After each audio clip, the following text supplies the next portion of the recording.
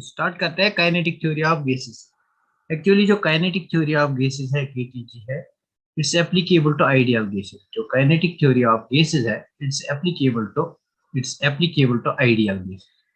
It's applicable to ideal gases because इसके सारे postulates आपको एप्लीकेबल है ओनली फॉर आइडियल गैसेस।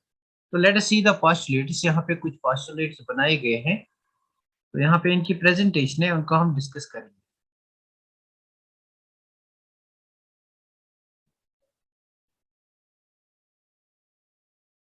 अच्छा, ये वाइट वाइट में नहीं लिखूंगा, कोई बात नहीं। Let me take this type of ink. तो सी, ये हमारे पास postulates of kinetic theory of gases है, इनको हम डिस्कस करेंगे। तो number first postulate is gas molecules consist of small particles. उन पार्टिकल्स को हम एटम्स और मॉलिक्यूल्स कहते हैं। फॉर एग्जांपल, ये मेरा कोई कंटेनर है और इस कंटेनर में मैं गैस मॉलिक्यूल्स लूंगा। आइडियल गैस की बात हो रही है। They consist of small particles, these are the small particles. इन पार्टिकल्स को हम एटम्स या मॉलिक्यूल्स कहते हैं। गैस के जो पार्टिकल्स हैं, they are known as atoms और molecules. This is first point. Second point is जो ये एटम्स और मॉलिक्यूल्स ऑफ आइडियल गैस हैं, they are treated as point masses. This is very important. They are treated as point mass.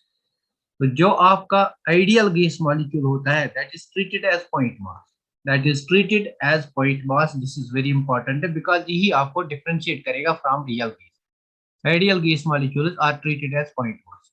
तो देखो, अगर हमारे पास जो आइडियल गैस मॉलिक्यूल्स हैं, if they are treated as point masses, तो देखो इस कंटेनर में जो आइडियल गैस मॉलिक्यूल्स हैं, अगर इनको मैं एक जगह लाऊंगा, how much volume they will occupy? They will occupy very small amount of volume, this volume.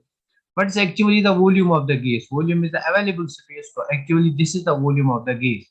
So this available space, what is volume of the gas? It is the space available, isn't it? Available space is the volume of the gas. Ideal gas की बात कर रहे हैं. Available space is the volume of the gas. अगर मैं इन सब gas molecules को एक जगह लाऊंगा, they will occupy a very small amount of the volume. That's why volume occupied by ideal gas is negligible as compared to the empty space available. This is the empty space available. This is the actual volume. So second postulate is particles are so small that their actual volume is negligible when compared to the empty space, when compared to the whole volume. अगर इस सारे volume से compare हम करेंगे, जो इन particles का space, जो इन पार्टिकल्स का वॉल्यूम है, that's negligible when compare to this whole volume, isn't it?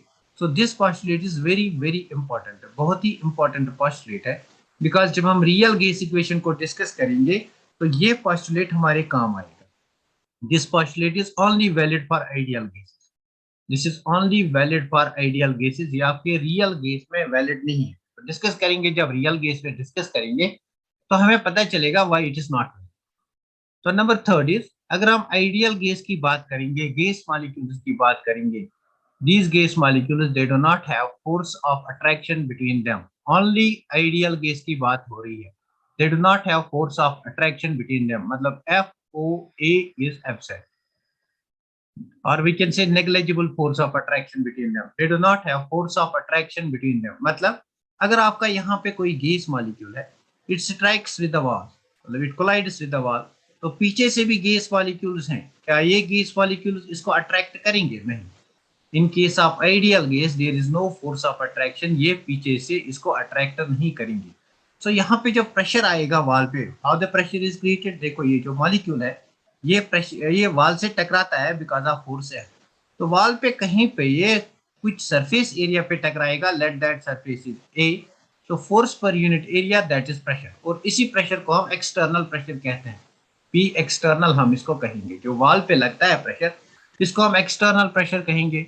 It's only because of this molecule, not because of these molecules. Why? Because force of attraction नहीं है, only in case of ideal gas. तो यहाँ पे force of attraction पीछे वाले molecule से नहीं है, that's why यहाँ पे जो pressure of gas होगा, that's external pressure, that will be equal to P internal. So यहाँ पे जो pressure होगा, that P internal will be equal to P external. क्या ये बात क्लियर हुई? मतलब कहने की बात ये है कि मेरे पास जो, this is very important, मतलब कहने की बात है, मेरे पास जो गैस मॉलिक्यूल्स हैं, these are gas molecules. तो फॉर एग्जांपल ये मेरा गैस मॉलिक्यूल है, ideal gas, it strikes with the wall, तो यहाँ पे फोर्स से स्ट्राइक करेगा, किसी यूनिट एरिया पे स्ट्राइक करेगा, दैट्स ए। किसी यूनिट एरिया पे से ट्राई करेगा, दैट्स एफ बाई ए, जो इसको फोर्स लगता है, दैट्स इक्वल टू प्रेशर। क्या आइडियल गैस में फोर्स ऑफ अट्रैक्शन है? मतलब मेरा यहाँ पे एक और मॉलिक्यूल है, क्या यहाँ पे फोर्स ऑफ अट्रैक्शन है? नो, यहाँ पे कोई फोर्स ऑफ अट्रैक्शन नहीं है, इसलिए यहाँ से इसको कोई फोर्स ऑफ अट्रैक्शन नहीं लगता है। मतलब फोर्स ऑफ अट्रैक्शन नहीं लगता है, मतलब जो प्रेशर क्रिएट होता है that's only on the wall. अंदर से कोई प्रेशर मॉलिक्यूल्स के बीच में नहीं लगता है। प्रेशर जो एक्सर्ट होता है that's only this which is force applied on the wall of the container. तो इस प्रेशर को हम एक्सटर्नल प्रेशर कहते हैं। बेसिकली अगर ये एक्सटर्नल है, यहाँ पे कोई इंटरनल प्रेशर नहीं है, इसको हम भी इंटरनल भी कहेंगे। सो आइडियल गैस के केस में हमारे पास एक ही प्रेशर होता है, this is the only case. अगर हम रियल गैस की बात करेंगे कल, वहां पे एक और यहाँ पे प्रेशर क्रिएट होगा, that is because of force of attraction. तो आइडियल गैस के केस में फोर्स ऑफ अट्रैक्शन नहीं होता। क्लियर हुआ? There is no force of attraction. तो number fourth is particles of the gas. जो पार्टिकल्स ऑफ गैस है, because there is no force of attraction, they are continuously moving, they are in continuous random motion, they are in continuous random motion, they can collide with the wall of the container, they can collide with the other gas molecule, they can collide, but there is no other force of attraction between the molecules. They can hit other molecules, but there is no force of attraction between the molecules. Clear? मतलब particles are in constant random motion in all possible directions। मतलब आपका जो molecule यहाँ पे है, ये आपका molecule है, it can move in this direction, it can move in this direction, it can move in this direction, it can move in this direction, मतलब ऑल पॉसिबल डायरेक्शन में मूव कर सकता है। This is postulate number 4। तो postulate number 5 जो है, at a particular time different particles in a guys have different speeds. तो बस ये सिंपल सी बात है, हमारे पास जो गैस मॉलिक्यूल्स है, they can move in different speeds, they can move with different speeds. मान लो इसकी स्पीड ज्यादा है, इसकी कम होगी, इसकी ज्यादा है। जो इनकी स्पीड है, जो इनकी स्पीड है, that is known as kinetic energy, and this speed, this kinetic energy of ideal gas, it is directly proportional to absolute temperature. It is directly proportional to absolute temperature. Clear? It is directly proportional to absolute temperature. This is very very important. The kinetic energy of gas molecules is directly proportional to absolute temperature. बहुत ही important है। Now one more important point, अगर मैं कहूंगा आपको कि यहाँ पे जो प्रेशर क्रिएट होगा, प्रेशर इज बिकॉज ऑफ, ये बात हमने पहले ही क्लियर की थी कि pressure is because of collision of gas molecules with the walls of the container, with the wall of container, isn't it? The pressure is because of collision of gas molecules with the walls of the container. That's how this pressure is created, F by A. देखो ये जो collisions होते हैं, what type of collisions are they? That's important. ये जो collisions होते हैं, they are elastic collisions. The collisions are perfectly elastic, and this is again kinetic energy is directly proportional to absolute temperature. इसको हम अभी prove भी करेंगे। Clear हुई है पोस्टुलेट्स? ये कुछ पोस्टुलेट्स हैं, इनमें आपको दो पोस्टुलेट्स इंपॉर्टेंट है जो डिफरेंट बनाते हैं आइडियल गैस को from real gas. Two postulates are more important. तो वो कौन से पोस्टुलेट्स हमारे पास है? एक ये postulate, there is no force of attraction. एक ये postulate, there is so particles, जो इनका वॉल्यूम है, it's negligible as compare to the volume of the container. तो these two postulates they are very very important. इन postulates को आप याद रखना, बाकी सबको भूल जाना। ये बात यहाँ पे याद रखनी है। कोलिजन्स इलास्टिक होते हैं, ये बात याद रखनी है। और हाउ प्रेशर इज क्रिएटेड, ये बात याद रखनी है। मतलब 5 ही पोस्टुलेट आपको याद रखने हैं। ये दो ज्यादा इसलिए याद रखने हैं बिकॉज ये हमें काम में आएंगे जब हम रियल गैस को डिस्कस करेंगे। मुझे बता, क्या पोस्टुलेट्स आपको क्लियर हो गए? तब हम डिस्कस करेंगे मॉलिक्यूलर स्पीड्स को। अगर आपको पोस्टुलेट्स क्लियर हो गए, तब हम डिस्कस करेंगे मॉलिक्यूलर स्पीड्स को। अगर आपको पोस्टुलेट्स क्लियर हो गए, तब हम डिस्कस करेंगे मॉलिक्यूलर स्पीड्स को। इनमें से डायरेक्ट आपको क्वेश्चन जब आएगा, that will be based on which of the following applicable only to ideal gas. So this and this, they are only applicable to ideal gas. को नोट डाउन करो इसको। Very good, very good. I am waiting. कोई बात नहीं है। मतलब इनमें से सबसे ज्यादा जो इम्पोर्टेंट है, क्वेश्चन कैसे आएगा? The postulate the assumption of kinetic theory of gases that's applicable only to ideal gases. So postulate number second and postulate number second, they are not applicable to real gases. क्यों? जब बात करेंगे real gas की कल के या परसों के लेक्चर में, तब पता चलेगा why it is not applicable। इसकी स्लाइड में भी मैं आपको बाद में भेज दूंगा। इसकी स्लाइड में आपको बाद में भेज दूंगा। स्लाइड मैंने इसलिए बनाई है इसकी, सो दैट हमारा टाइम जो है वो थोड़ा बच सकता है, अदरवाइज मैं इनको नोट डाउन भी कर सकता था एक एक करके।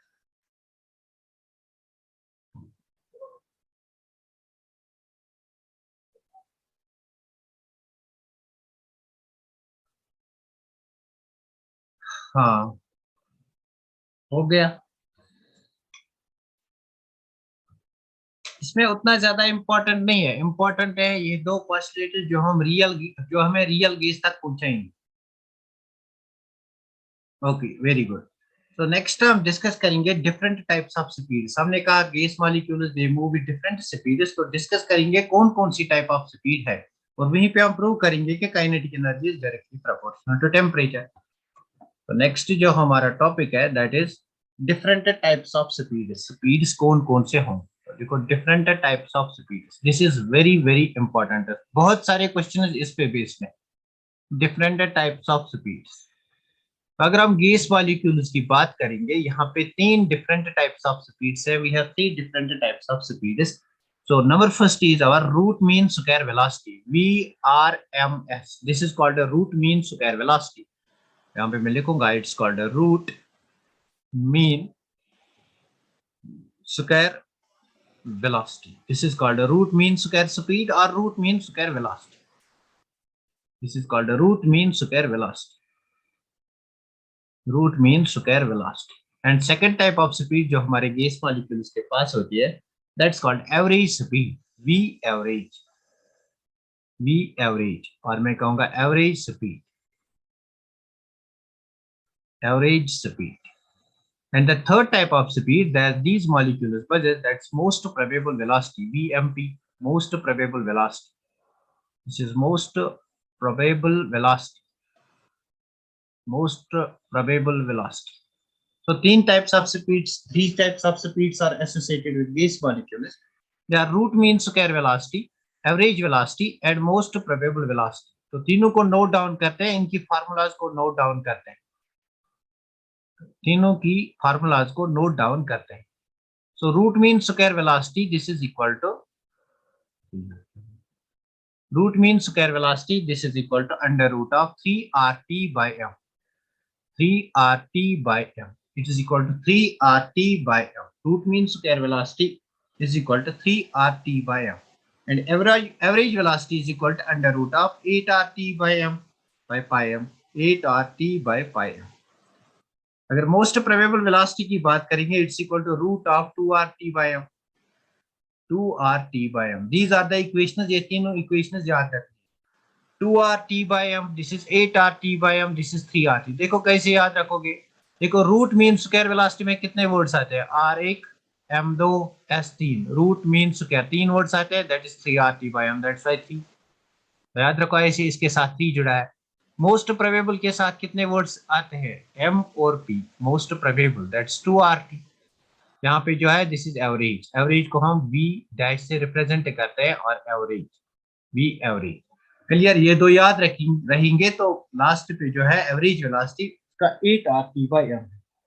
दो को आप कैसे याद रखोगे, दिस इज मोस्ट प्रोबेबल, मतलब दो वर्ड्स हैं 2RT by m। This is root mean square, तीन वर्ड्स हैं 3RT by m। Clear,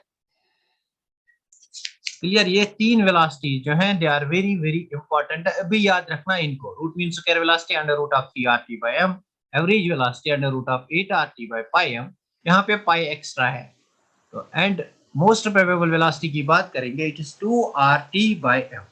most probable velocity is 2RT by m। Clear, very good. इसको आगे भी बहुत इसे इक्वेशंस बनानी है।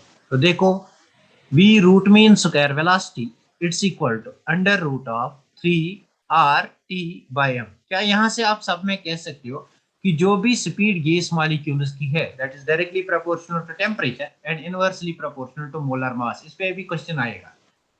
It is directly proportional to temperature and inversely proportional to mass, isn't it? ज्यादा बात होगी मोस्ट प्रोबेबल वेलोसिटी की बोल्ट्जमैन डिस्ट्रीब्यूशन में। तो देखो root mean square velocity is equal to 3RT by m। Now tell me what is kinetic energy equal to. Kinetic energy किसके बराबर होती है, kinetic energy of molecules, it's equal to 1/2 of mv square, isn't it? Kinetic energy is equal to 1/2 of mv square, isn't it? So kinetic energy is equal to 1/2 of mv square. तो अगर यहाँ पे मैं root mean square के terms में लिखूंगा, so v is root mean square velocity square, तो यहाँ पे सब्स्टिट्यूट करो वी आर एम एस का value, V R M S का वैल्यू सब्स्टिट्यूट करेंगे, दिस विल बी 1/2m, इसके बदले हम लिखेंगे 3RT/m का स्क्वायर अंडर रूट 3RT/m का स्क्वायर, isn't it? तो square and root will go, तो this will be equal to 3mRT divided by 2m, isn't it? So this will be equal to 3mRT divided by 2, isn't it? यहाँ तक clear है? यहाँ तक clear है? Now see ये जो हमारा m होता है, it's equal to m by na, it's equal to m by na. What's m? m is given mass, n is molar mass, it's equal to m by na, m is equal to m by n. तो बस यहाँ पे m by na हम लगाएंगे, m और m will cancel out, kinetic energy will be equal to 3/2, यहाँ पे m के बदले में m by na सब्स्टिट्यूट करूंगा, सो m by na into RT/m, यहाँ पे अपना m है, m and m will go, so kinetic energy is equal to 3/2 R by na into t. R, this is small, this is capital A, R by na into t, where na is Avogadro's number, R by na into t. What is this R by na equal to? What is this R by na equal to? ये आपका Boltzmann constant K होता है, therefore kinetic energy is equal to 3/2 kT. So this is the kinetic energy of the gas molecule.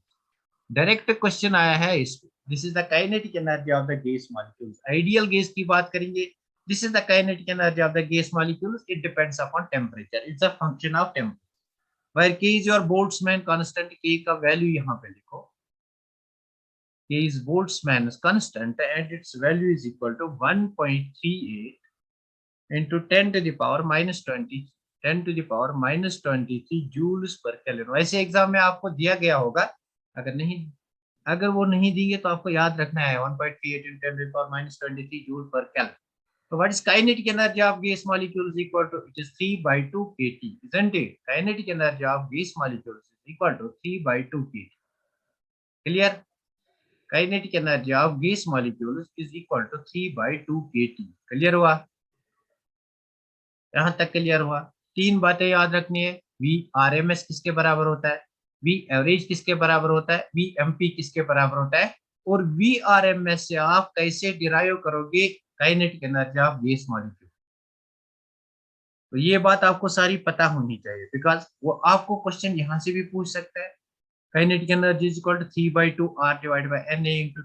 Question यहाँ से भी पूछ सकता है, क्वेश्चन डायरेक्टली आपको यहाँ से भी पूछ सकता है, इसलिए इसकी डेरिवेशन आपके लिए इंपॉर्टेंट है.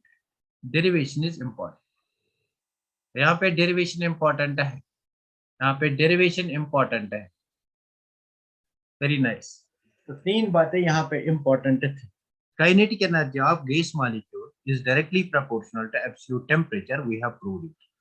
Kinetic energy of gas molecule, आज के बाद जब भी याद रखोगे kinetic energy of gas molecule is equal to 3/2 kT. तो यहाँ से कैसे क्वेश्चन बनेगा, दो गैस मॉलिक्यूल्स देगा, kinetic energy of first divide by kinetic energy of second will be equal to T1/T2 because it is directly proportional. Clear? ये equation यहाँ से बनाओ, खुद ही बना सकते हो ये equation. 3/2 will cancel, K will cancel, it's T1/T2. तो बेसिकली यहाँ से रिलेट करके क्वेश्चन देगा, आया भी है जेईई एडवांस में, यहाँ से क्वेश्चन, जेईई एडवांस में यहाँ से क्वेश्चन आया भी है. हो गया क्लियर? यहाँ तक हो गया? इसी कंसेप्ट पे एक और क्वेश्चन भी पूछा गया आपके एग्जाम में, भी डिस्कस करेंगे. क्या ये हो गया कि average energy of gas molecules is directly proportional to absolute temperature. Very nice. तो नेक्स्ट पेज पे चलते हैं, डिस्कस करते हैं relation between these three types of speeds. इन स्पीड्स के बीच की रिलेशन डिस्कस करते हैं. तो हमारे पास तीन टाइप्स ऑफ स्पीड्स है, इजंट इट? एक हमारे पास है मोस्ट प्रोबेबल स्पीड, मतलब MP, कैपिटल M लिखूंगा, मोस्ट प्रोबेबल स्पीड. एक हमारे पास है V एवरेज, एक हमारे पास है v root mean square speed, isn't it? तो what is this equal to most probable velocity किसके बराबर है? मोस्ट प्रोबेबल स्पीड किसके बराबर है? It's equal to 2RT by m। तो this is equal to under root of 2RT by m। ये किसके बराबर है? Under root of 8RT by pi m। And what is this equal to? This is equal to under root of 3RT bye m, isn't it? Where m is molar mass, where m is molar mass। यहाँ तक clear? तो इसको अगर solve करोगे, this will come out to be 1.414 and this will come out to be 1.596 and this will come out to be 1.732। ये values भी आपको याद रखने हैं वरना आपको एग्जाम में डिराइव करने पड़ेगी। So the ratio between three is this is the ratio. So this is the ratio. मुझे बता सबसे ज्यादा कौन है? विच इज मोर? तो इनमें सबसे ज्यादा कौन है? अगर बात करेंगे इनमें सबसे ज्यादा कौन है, विच इज मोर?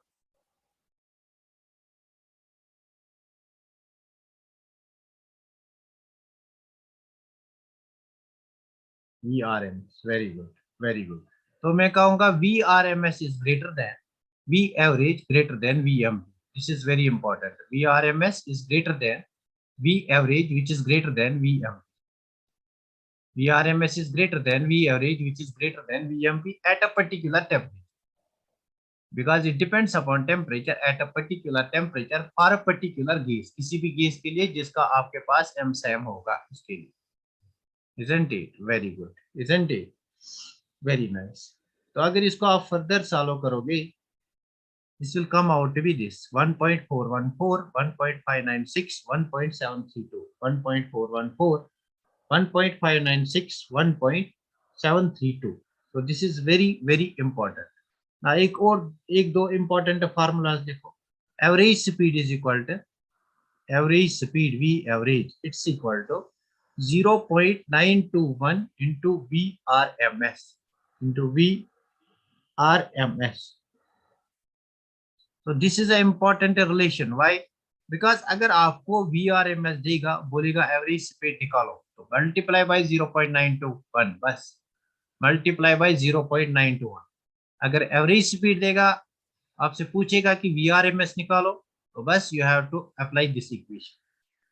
तो यहाँ पे एक और इक्वेशन देखो, most probable speed V M P is equal to 0.817 into V R M S. These two equations are important. यहाँ से क्वेश्चन नहीं आया है, इसलिए प्रोबेबिलिटी है इन दो इक्वेशन से क्वेश्चन आने का। There is great probability that a question may be asked from these two equation. ये आपके डिफरेंट टाइप्स ऑफ स्पीड्स हो गए। बोलो आपको स्पीड्स क्लियर हुई? तो स्पीड्स में आपको ये याद रखना है कौन ज्यादा है कौन कम है। ये क्वेश्चन आ सकता है, डायरेक्टली क्वेश्चन आ सकता है ये V M P is equal to या V average is equal to या V R M S is equal to. Directly इनका रेशियो आएगा। व्हाट इनका रेशियो क्या है? What is their ratio? Isn't it? तो या क्वेश्चन यहाँ से आएगा या यहाँ से आएगा। These are very important relation. I hope ये रिलेशन आपको याद है। तो मुझे बता क्या ये हो गया, तो हम डिस्कस करेंगे Maxwell Boltzmann distribution of velocity. That's very very important. Very good. Maxwell Boltzmann distribution of velocities discuss करना है। Most important topic that's Maxwell Boltzmann distribution. Basically this is distribution of velocities. कहाँ कहाँ पाओगे इस topic को? Distribution of speed कहाँ कहाँ पाओगे? केमिकल काइनेटिक्स में भी होता है, आपके फिजिक्स में भी होगा, ये गैसियस स्टेट में, मतलब बहुत जगह आपको ये यूज आएगा। Isn't it? Maxwell Boltzmann distribution of velocities for molecules. मतलब यहाँ पे इसको ग्राफ से एक्सप्लेन करेंगे। मैं यहाँ पे एक ग्राफ बनाऊंगा। तो this is a graph I am going to draw. तो दिस इज अ ग्राफ। यहाँ से मैं लूंगा फ्रैक्शन ऑफ मॉलिक्यूल्स, मतलब n upon n, del n upon n या n upon n zero. What is this? This is fraction of molecule. Fraction of molecules मतलब क्या है? फ्रैक्शन ऑफ मॉलिक्यूल्स का मतलब मेरे पास एक कंटेनर है और इस कंटेनर में बहुत सारे मॉलिक्यूल्स है। मैंने कहा ये molecules they move with different speeds. तो कौन कौन से स्पीड से? तीन स्पीड से। isn't it? VRMS, VMP and V average. तो इनमें से कुछ फ्रैक्शन ऑफ मॉलिक्यूल्स ऐसे होंगे जिनके पास VMP होगा, मोस्ट प्रोबेबल वेलोसिटी। कुछ फ्रैक्शन ऑफ मॉलिक्यूल्स ऐसे होंगे जिनके पास VRMS होगा, रूट मीन स्क्वायर वेलोसिटी। कुछ फ्रैक्शन ऑफ मॉलिक्यूल्स ऐसे होंगे जिनके पास V एवरेज होगा। तो बस वही फ्रैक्शन ऑफ मॉलिक्यूल्स हम प्लॉट करते हैं, कितने मॉलिक्यूल्स के पास कितनी कौन सी टाइप ऑफ स्पीड होगी। तो किससे हम प्लॉट करेंगे? विद द स्पीड, स्पीड से प्लॉट करेंगे। मतलब यहाँ की ओर आपकी स्पीड, मॉलिक्यूल्स की स्पीड इंक्रीज होती है, और यहाँ की ओर फ्रैक्शन ऑफ मॉलिक्यूल्स जिनकी स्पीड है वो इंक्रीज होता है। So Boltzmann obtained this type of graph, ये वाला टाइप ऑफ ग्राफ उसको आ गया। This is the type of the graph that has been obtained। तो ये ग्राफ उसको मिल गया। अब इस ग्राफ को हमें एक्सप्लेन करना है। तो what is meant by this graph? इस ग्राफ में आप देखो, दिस इज द स्पीड, यहाँ पे स्पीड 0 है, यहाँ स्पीड इंक्रीज होती है। मतलब कुछ मॉलिक्यूल्स ऐसे हैं, यहाँ पे मॉलिक्यूल्स इंक्रीज हो रहे हैं। बड़े ध्यान से इसको समझना। तो यहाँ पे कुछ मॉलिक्यूल्स ऐसे हैं, चंद मॉलिक्यूल्स ऐसे हैं जिनकी स्पीड बहुत कम है, this is the less speed. कुछ मॉलिक्यूल्स ऐसे हैं जिनकी स्पीड बहुत कम है, isn't it? कुछ मॉलिक्यूल्स ऐसे हैं जिनकी स्पीड बहुत कम है, these are the molecules which have low speed. तो यहाँ तक कम स्पीड है। तो यहाँ देखो, यहाँ से आगे जो स्पीड है ये मैक्सिमम स्पीड है, मतलब ज्यादा स्पीड है, ये ज्यादा स्पीड है, isn't it? यहाँ स्पीड ज्यादा है। तो कुछ ही मॉलिक्यूल्स ऐसे हैं, देखो this a fraction of molecule. तो there are some fraction of molecules which have either very low speed, this is very low, or which have either very high speed, very high speed. बताओ मुझे ऐसे molecules कितने हैं? Only fraction, only small fraction of molecules, only small fraction of molecules. कहां से पता चलेगा?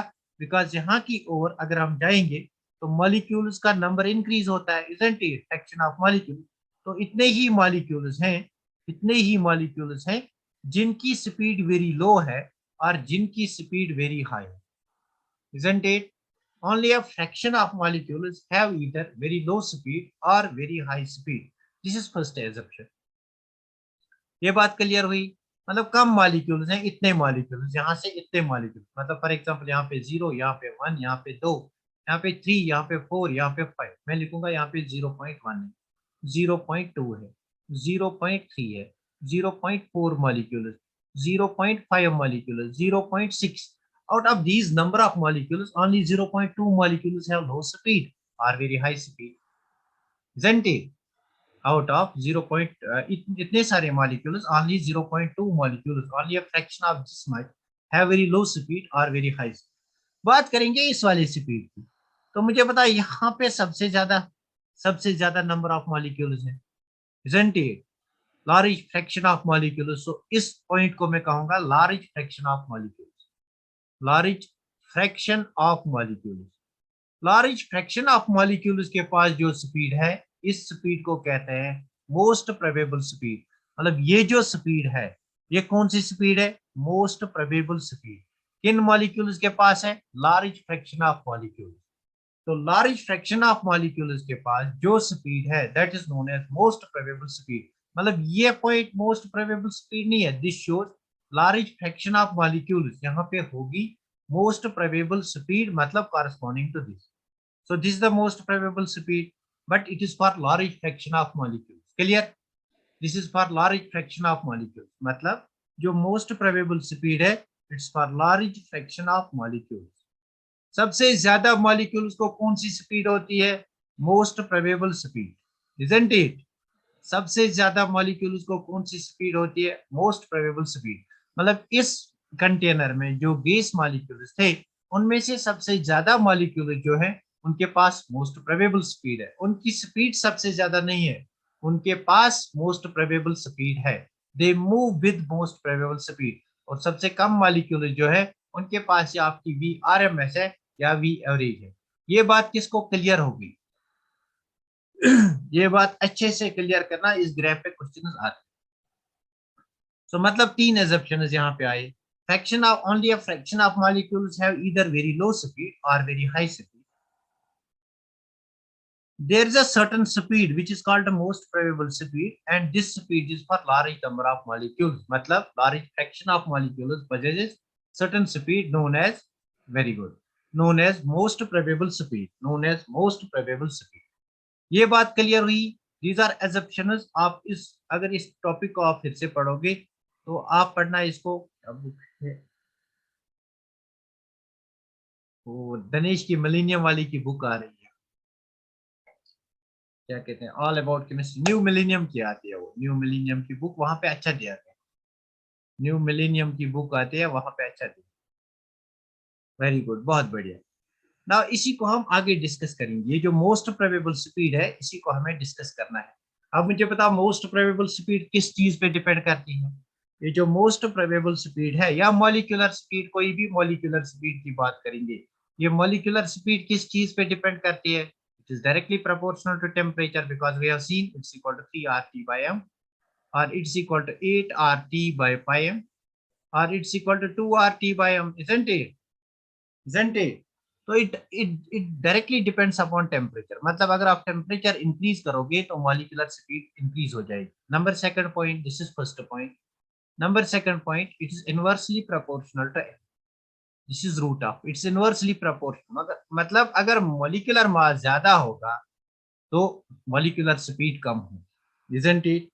अगर मॉलिक्यूलर मास ज्यादा होगा तो मॉलिक्यूलर स्पीड कम होगी. क्लियर. इन दो चीज पे डिपेंड करता है, इन दो चीज पे डिपेंड करता है. क्लियर हुआ. फॉर एग्जांपल मैं मोस्ट प्रोबेबल वेलोसिटी की बात करूंगा, vmp it's equal to 2 RT by m, isn't it? So it directly depends upon temperature and it inversely depends upon molar mass. अगर मोलर मास इंक्रीज होगा तो ये decrease होगा, अगर टेम्परेचर इंक्रीज होगा ये इंक्रीज होगा, isn't it? तो ये बात आपको अगर क्लियर हुई, let us see the graph. तो ग्राफ में आपको दिखाऊंगा. So see this is a graph, Boltzmann distribution. These are the fraction of the molecules. यहाँ से हमारे पास फ्रैक्शन ऑफ मॉलिक्यूल्स है. यहाँ पे आप देख सकते हो these are the fraction of molecules, that's n divided by n0, या you can write del n divided by n.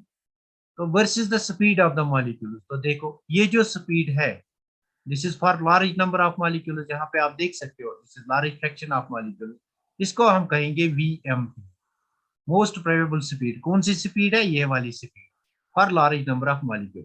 तो बीच में जो होगा उसको एवरेज कहते हैं. और ये जो स्पीड है दिस इज एवरेज स्पीड. और ये जो स्पीड है this is called root mean square velocity और root mean square speed. Clear. तो एग्जाम में बेसिकली इस ग्राफ पे क्वेश्चन आ सकता है. यहाँ पे x लिखेगा, यहाँ पे y लिखेगा, यहाँ पे z लिखेगा, और आपको बोलेगा x y और z क्या क्या है. यहाँ पे लिखेगा vmp, यहाँ पे लिखेगा v एवरेज, और यहाँ पे लिखेगा VRMS. So this is the correct answer. यहाँ से ऐसा क्वेश्चन आ सकता है. क्लियर. तो this is first type of graph जो हमने अभी डिस्कस किया. नेक्स्ट देखो, ये हमारे पास ग्राफ है. तो इस ग्राफ में हमें देखना है कि टेम्परेचर का क्या इफेक्ट पड़ेगा. अभी हमने देखा कि जो मॉलिक्यूलर स्पीड है, स्पीड मतलब fraction of the molecules having speed, it is directly proportional to temperature. मतलब अगर आप टेम्परेचर इंक्रीज करोगे तो fraction of molecules that are speed और the speed that will increase, isn't it. तो देखो यहाँ पे ये जो कर्व हमें मिलती है, दिस टाइप ऑफ कर्व. तो ये जो कर्व हमें यहाँ पे मिलती है, ये जो कर्व हमें मिलती है, this curve is obtained at a temperature of T1. मतलब जब हमारा टेम्परेचर T1 है, ये कर्व मिलती है. ये जो कर्व मिलती है this is obtained at a temperature of T2.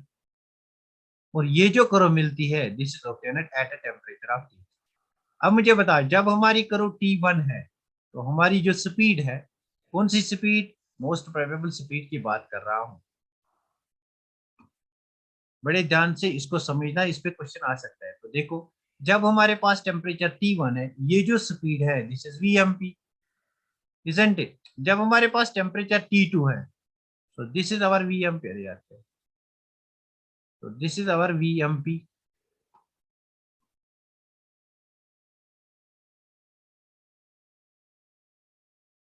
so this is our vmp, isn't it? अगर हमारे पास T3 टेम्परेचर है then this is our vmp. तो मुझे बताओ कहाँ पे ज्यादा vmp है, कहाँ पे ज्यादा मोस्ट प्रोबेबल स्पीड है, T1 पे या T2 पे या T3 पे. डायरेक्टली यहाँ से नहीं देखना. This is the number of fraction of molecule. Very good. T3 पे सबसे ज्यादा स्पीड होगी, that's why T3 is greater then T2 is greater then T1. बहुत बढ़िया. Very good, very nice, very nice. मतलब This is not the speed. This is the speed. This is the speed. This is the speed. What is this? This is the fraction of the molecule. What is this? This is the fraction of the molecule. The peak in the curve represents fraction of the molecule. तो मतलब अगर temperature ज्यादा है तो most probable velocity increase होगी, तो most probable speed increase होगी, और कोई भी स्पीड हो that will increase, isn't it? अगर टेम्परेचर ज्यादा है तो स्पीड इंक्रीज होगी, मतलब we can say that T3 is greater than T2 is greater than T1. We can say that T3 is greater than T2 is greater than T1. Isn't it? Clear हुआ सबको ये, या एक बार फिर समझाऊं इस ग्राफ? बताओ मुझे, ये ग्राफ आपको क्लियर हुआ या एक बार फिर समझाऊं? दिस इज द स्पीड, इसके कॉरस्पॉन्डिंग आपको लाइन डालनी है। यहाँ पे देखो स्पीड इस तरफ इंक्रीज होती है, मतलब this is maximum at T3, then average at T2, then minimum at T1। Clear? जल्दी बोलो, अभी इसमें कुछ और ग्राफ्स डिस्कस करनी है। क्लियर हुआ? मतलब 5 मिनट के लिए आपको फिर से ज्वाइन करना पड़ेगा। ये ग्राफ क्लियर हुआ सबको? Tell me this graph is clear? ये ग्राफ सबको क्लियर हुआ या एक बार फिर समझाओ? Very good, very nice, very nice. Now next, मुझे इस क्वेश्चन का आंसर फिर बता। तो इस क्वेश्चन का आंसर मुझे बता, this the fraction of the molecule, this is molecular speed. तो आपको बताना है किसके लिए ज्यादा है, क्लोरीन के लिए ज्यादा है या नाइट्रोजन के लिए ज्यादा है? क्लोरीन के लिए ज्यादा है या नाइट्रोजन के लिए ज्यादा? टेम्परेचर इज सेम, तो अगर टेम्परेचर सेम है, मॉलिक्यूलर स्पीड किस पे डिपेंड करती है? Molecular speed is inversely proportional to molar mass, isn't it? Molar mass, जिसका मोलर मास ज्यादा उसकी मॉलिक्यूलर स्पीड कम, मतलब जिसका मोलर मास कम उसकी मोलर मॉलिक्यूलर स्पीड ज्यादा। तो क्लोरीन है हमारे पास, नाइट्रोजन हमारे पास नाइट्रोजन है। Since the temperature is constant, यहाँ पे देखो इट इज 300 केल्विन, यहाँ पे देखो इट्स 300 केल्विन, तो किस चीज पे डिपेंड करेगा? If temperature is constant, it will depend upon what? It will depend upon molar mass. तो इसका molar mass देखेंगे it is 28, इसका molar mass देखेंगे क्लोरीन का 35.5 है, 35.5 into 2, 35.5 into 2 means this is 71, this is 71। तो क्लोरीन का मोलर मास ज्यादा है, जिसका मोलर मास ज्यादा, speed is inversely proportional to molar mass, जिसका मोलर मास ज्यादा उसकी स्पीड कम। तो देखो यहाँ पे this is V most probable, यहाँ पे देखो this is V most probable, so this V most probable, it is V most probable of chlorine and this is V most probable of nitrogen, isn't it? So since this is very less than that of this, यहाँ की तरफ speed increase होती है, तो मैं लिखूंगा V of nitrogen is greater than that of V of chlorine। मतलब examiner आपको यहाँ पे देगा X, यहाँ पे देगा Y, और आपको पूछेगा कि X and Y stand for chlorine, nitrogen, nitrogen, chlorine, nitrogen, nitrogen, chlorine, chlorine. These are the 4 types of options that can be arised over here। Clear? Clear हुआ? इसकी मॉलिक्यूलर स्पीड ज्यादा है। अच्छा, यहाँ पे मुझे बता, what is the relation between T1, T2 and T3? What is the relation between T1, T2 and T3? मुझे यहाँ पे बता, what is the relation between T1, T2 and T3? ये हमारा T1 है, this is T2, this is T3। What is the relation between T1, T2 and T3? जल्दी से मुझे बता, relation between T1, T2 and T3। हाँ जल्दी से tell me what's the relation between T1, T2 and T3? Very good, very nice, very nice। तो सी, अभी हमने देखा कि अगर यहाँ पे स्पीड देखेंगे दिस इज V1, T2 के रेस्पेक्ट में V2, T3 के रेस्पेक्ट में T3, ये स्पीड जो है this is maximum then this then this. तो मैं यहाँ पे लिखूंगा कि V3 is greater than, V2 is greater than V1। V3 corresponds to temperature T3, so मैं लिखूंगा T3 is greater than, T2 is greater than T1। किससे relate करोगे? VT ग्राफ से। V is directly proportional to T, वहां से भी इसको apply कर सकते हो। तो यहाँ से हमें कंफर्म भी होता है कि चार्ल्स क्या है, VT ग्राफ, isn't it? एक बार हमें यहाँ से कंफर्मेशन भी मिलती है। अब देखो नेक्स्ट आपको पूछेगा कि यहाँ पे मेरा मॉलिक्यूल जो है दैट्स X, यहाँ पे जो मॉलिक्यूल है दैट्स Y, और यहाँ पे जो मॉलिक्यूल है that is Z। Then X Y and Z are. तो मैं यहाँ पे लूंगा 3 मॉलिक्यूल्स, आपको बताना है कौन क्या है। Sulphur dioxide for example, let me take gas molecule लेने हैं। Let me take hydrogen gas, let me take chlorine gas, let me take nitrogen gas. तो बस आपको बताना है what's X, what's Y and what is Z. तो मुझे बता एक्स वाली करो किसके लिए होगी, स्पीड जिसकी कम है एट अ पर्टिकुलर टेम्परेचर। तो यहाँ पे लिखा होगा at a particular, at for example at 273 क्या है, एट अ पर्टिकुलर टेम्परेचर। बता एक्स वाली टर्म किसके लिए होगी, एक्स वाली टर्म किसके लिए होगी। टेम्परेचर सेम है तो मोलर मास पे डिपेंड करेगा। मोलर मास मतलब इनवर्सली प्रोपोर्शनल, जिसका मोलर मास कम उसकी स्पीड ज्यादा होगी, जिसका मोलर मास ज्यादा उसकी स्पीड कम होगी। मतलब यहाँ पे देखो, दिस स्पीड सबसे कम स्पीड है, मतलब यहाँ पे कौन सा मॉलिक्यूल होना चाहिए जिसकी मोलर मास ज्यादा होगी, ज्यादा स्पीड, ज्यादा मोलर मास कम स्पीड।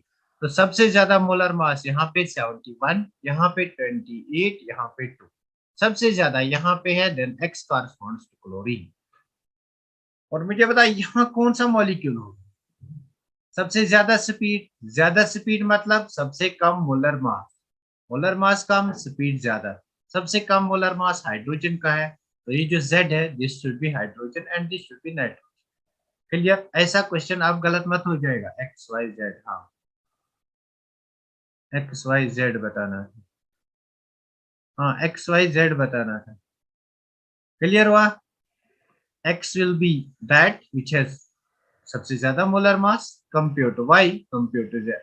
मुझे बताइए ये क्वेश्चन किसको क्लियर हो गया, हो सकता है इस पे भी क्वेश्चन नहीं आया, ऐसा टाइप ऑफ क्वेश्चन।